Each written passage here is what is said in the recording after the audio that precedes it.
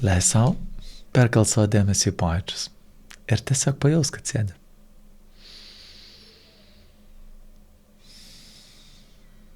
Visi jausmai, patyrimas prasideda nuo pojūčių. Ir jei tu gali tiesiog patirti, jausti, tai tada tu esi su tuo, kas dabar vyksta.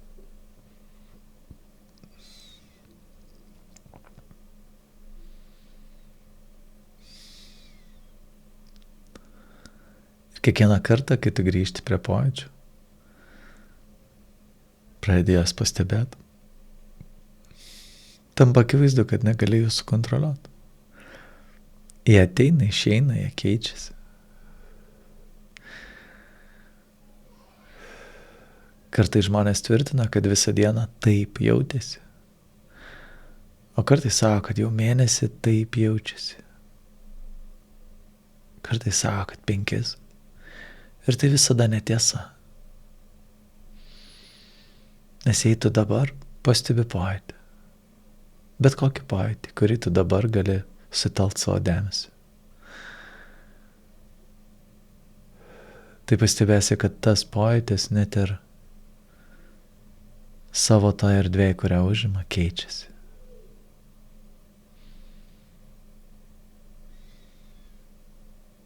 Kartais mes sakom, visą dieną jaučiau įtampą kur nors, gerklėj, krūtiniai. Taip, tiesa. Bet ar ji buvo visą dieną vienoda? Ar ji nuolat irgi kinta, tik tais vis dar pataiko į tą tokią amplitudę, kurią tu vadini įtampą? Tai jau stebėk, kad jei dabar laikai dėmesį į vieną konkretų pojūtį, tai greičiausiai tai labai trumpas užsiėmimas, nes jis keičiasi. Kartais juda, kartais plečiasi, kartais tiesiog pats pojūtis pasidaro kitoks. Nes viskas prasideda, baigėsi, tiesiog kinta ir vyksta.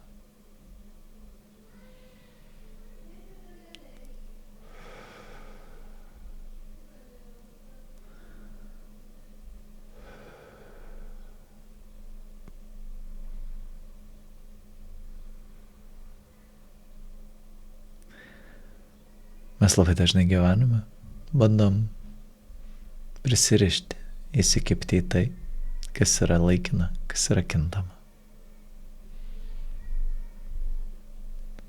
Ir tikimės, kad tai tęsis amžinai, kad tai tęsis ilgai, kad tai tęsis tiek, kiek mums patinka, kiek mes norim, kad tai tęstus.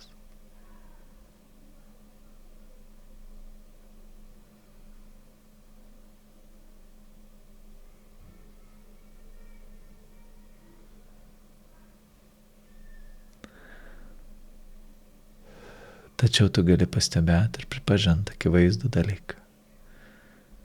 Pojūčiai prasidėjo, baigėsi. Mintis prasidėjo, baigėsi.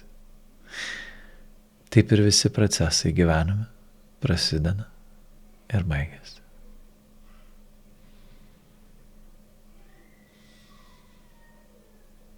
Taip ir pats gyvenimas, kurį tu patiri, kažkada prasidėjo ir kažkada baigsis.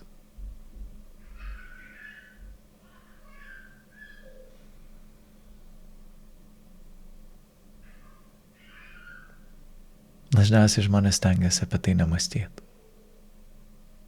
Nes jie bijo. Nes jie bijo žodžio mirtis, bijo žodžio pabaiga, bijo praradimo. Nors absoliučiai nieko neišsineši su savimi. Nieko, ką turi.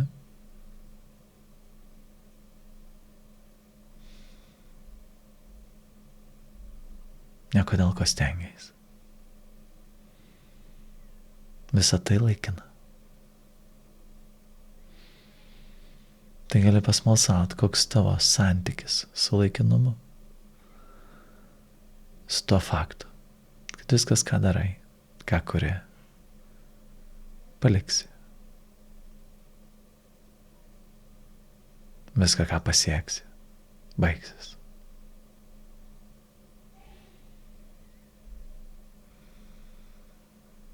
Vieni dalykai trunka ilgai, kiti baigėsi greitai. Pradžia ir pabaiga visada yra, nuolat vyksta. Tik ar tau jauku tai matyti? Ar tiesiog truputį nepatogu, o gal visai gąsdina, gal net pačio žodžio iš M raidės bijai. Bet žodžių iš M raidės daug. Bet žodžio mirtis dažnai žmonės išsigąsta. O tai tiesiog kažko pabaiga. Ir kažko pradžia.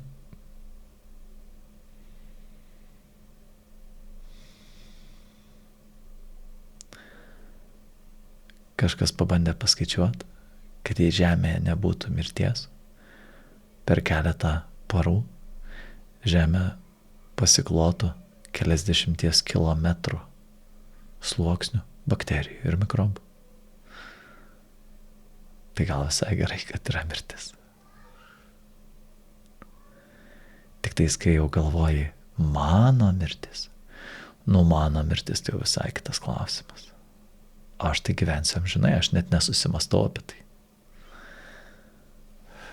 Aš tai jau tikrai nesibaigsiu.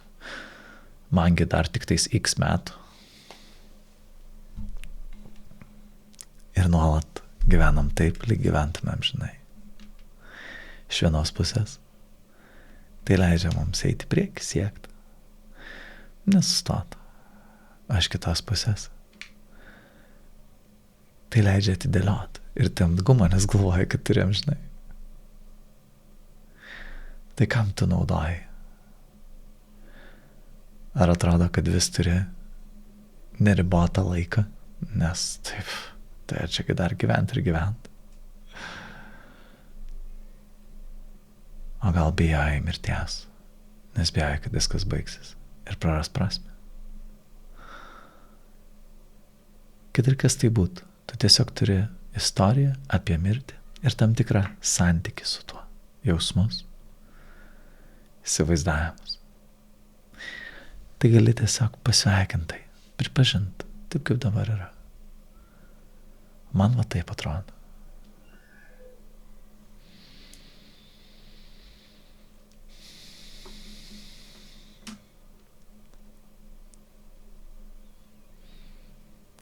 Ir gali pasveikinti bet kokį prisirišimą, įsikibimą į tam tikras mintis, jausmus ar įsivaizdavimus. Lygiai taip pat pripažinti ir vengimą, gal aš nenoriu apie tai galvoti, gal aš nenoriu to klausytis, tai jau per vėlu, nes tu klausai šitą meditaciją. Ir gali tiesiog duoti vietos, tiek prisirišimai, tiek vengimai. Apie viską, kas susijęs su mirtim, su pabaiga.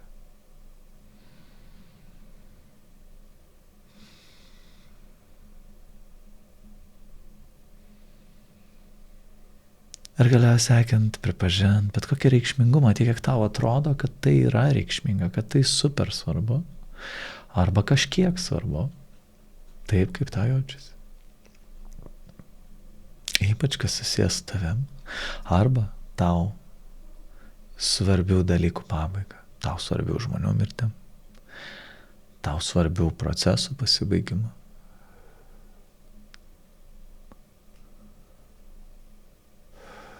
Tiek reikšmingumo, kiek yra, galim pripažinti.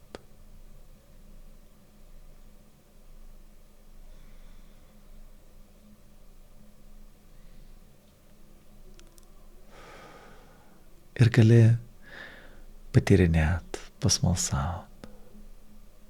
O ką tu iš tikrųjų patiri šitoje akimirkai? Jei padėtum iš šono istorijas, vaizduotę, praeitį ir ateitį.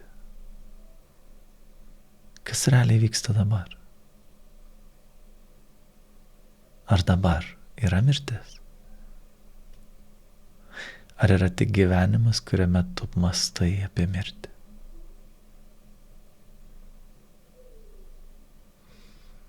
gyvenimas ir mirtis neatsiejami. Pradžia ir pabaiga.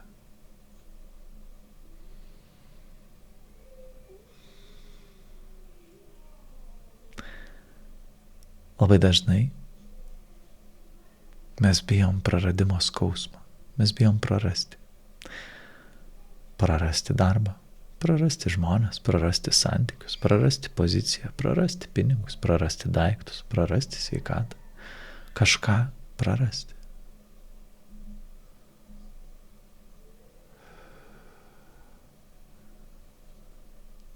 Ir už to slypi tas santykis su mirtim. Bijau pabaigos. Ir kuo labiau mes bijom patirti tą praradimo skausmą, kuris nutinka. Kartais daugiau, kartais mažiau, kartais stipriau, kartais švelniau. Bet jei mes bijom jį patirti, tai mes vengiam leisti dalykam baigtis.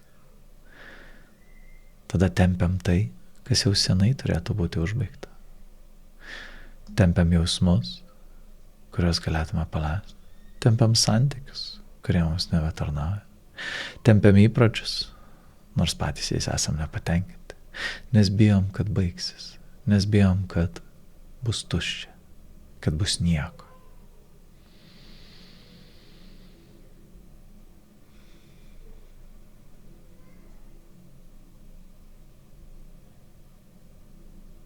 Tai gali pasveikinti, pripažinti savo reakciją ir santykį su pabaiga.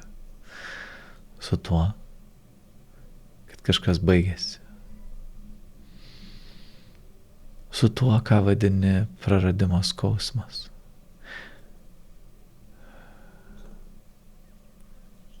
Kartais jauties praradęs galimybės, kartais jauties praradęs svajonės.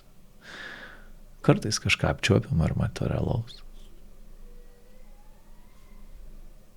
O kartais tiesiog laiką, šansą. Ir galėtum patyrinėti, o kaip iš tikrųjų dabar jaučiasi kažką prarast. Nes gali būti, kad praeities patyrimai buvo labai skaudus. Ir tas įspūdis, kurį nešiesi, kad tai yra siaubinga.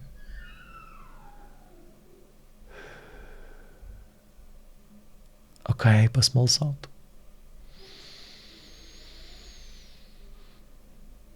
Ką jei nuspręstum, jog būsi draugiškas su tuo savim, kuris prarado? Su ta dalimi savęs, kuri prarado.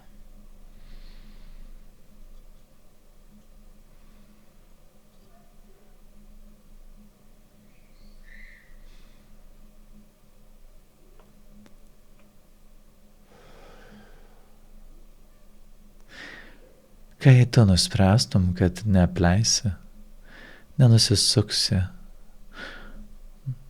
nuo to jausmo savyje, kad net jei ateis praradimas, tu būsi švelniai, su meile, su savim.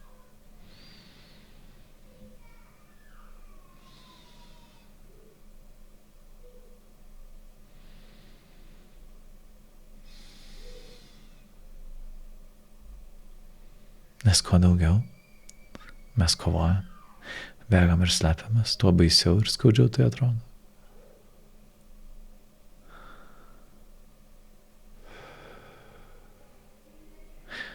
O tiesa yra ta, kad kiekvieną dieną tu kažką prarandi.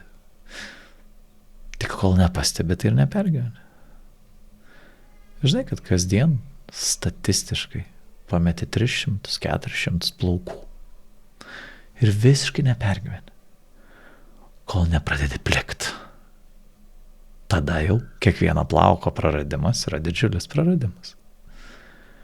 Tai visą laiką yra santykinis, sąlyginis dalykas, lyginant su tuo, kiek svarbu, kiek vertės tam buvo suteikta. Kiek prie to buvo prikabinta meilės, laimės, džiaugsmo ar dar kažko.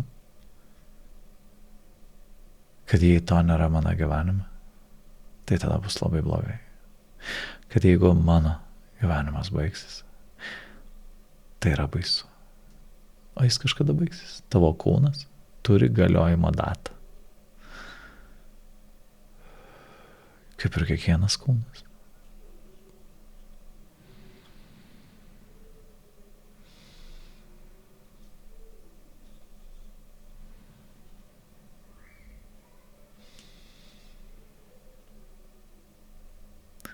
Ką jeigu tiesiog matytum tiesą? Kiekvieną dieną įvyksta pradžia ir pabaiga. Atradimas ir praradimas. Tai neatsiejama gyvenimo dalis. Tavo gyvenimo irgi.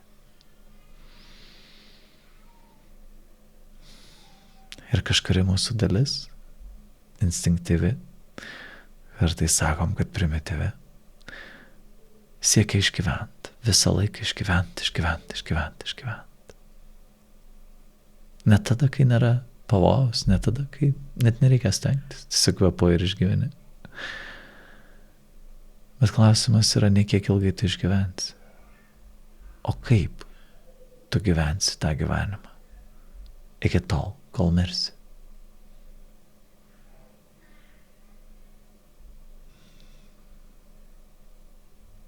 Kiek meilės, kiek laimės įsileidė, kiek save atstumi, kiek turi savo pretenzijų, kiek atneši švelnumą į savo bendravimą ir santykius.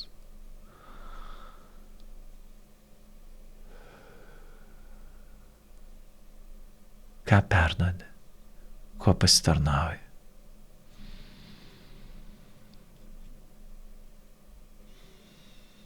Kiek pasirūpinai savimi ir tais, kurie yra aplink.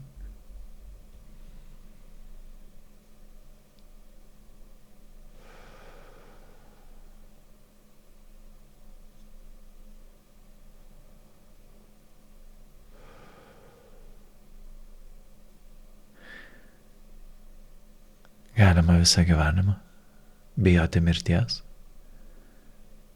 ir negyvent. Kad nenumirtum per anksti. O galima pripažinti, tai yra, tai egzistuoja. Ir susitelkti gyvenimą. Į kūrybą, į meilę, į buvimą čia, pilnai. Tada yra vietos dėkingumui ir pilnatvei su tuo, ką jau turi. Tai gali savo pastebėti, kad net ir dabar, net ir šią akimirką, tu patiri viską pilnai. Tu patiri tiksliai tiek, kiek patiri. Pojūčių tiek, kiek patiri. Minčių, jausmų. Vaizdų, garsų. Tiesiog tiek, kiek dabar yra. Ir yra pilnas šios akimirkos patyrimas.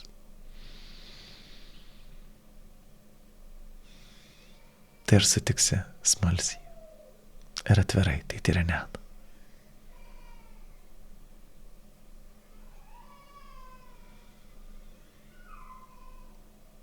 Kad būtum okei su to, jog viskas baigėsi. Ir viskas yra. Ir tavo gyvenimas tęsiasi.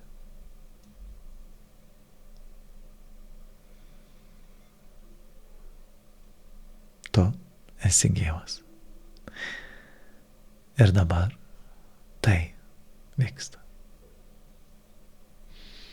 Ir lygiai taip pat kažkada tai baigsis.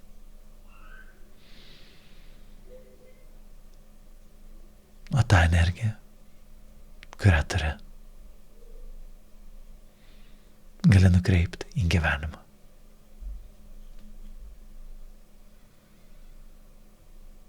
į ryšį, į kūrybą.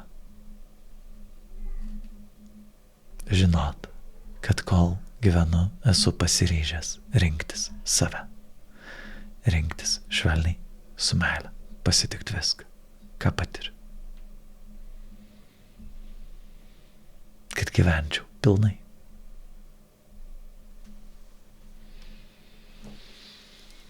Ir gali leisti savo įkvėpt giliai.